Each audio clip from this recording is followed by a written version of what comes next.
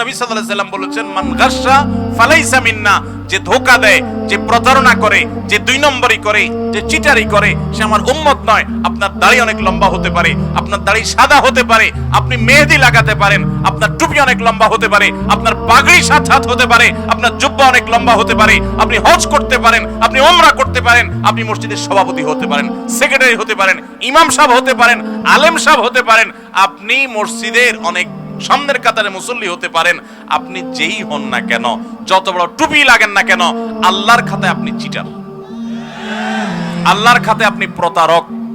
আপনি ভণ্ড, আপনি 2 নম্বর মানুষ। মনে রাখবেন, ঠিক ঠিক বলে খুব বেশি চিল্লানোর দরকার নাই ভাই,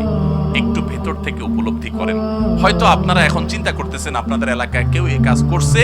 এখন তারে বাঁশ দেওয়ার জন্য জোরে সোরে ঠিকঠাক বলতেছেন। এই কথাগুলো হয়তো কারোর উপরে যাচ্ছে, আপনি খুব মজা পাচ্ছেন, এই জন্য একেবারে জোর সেনারা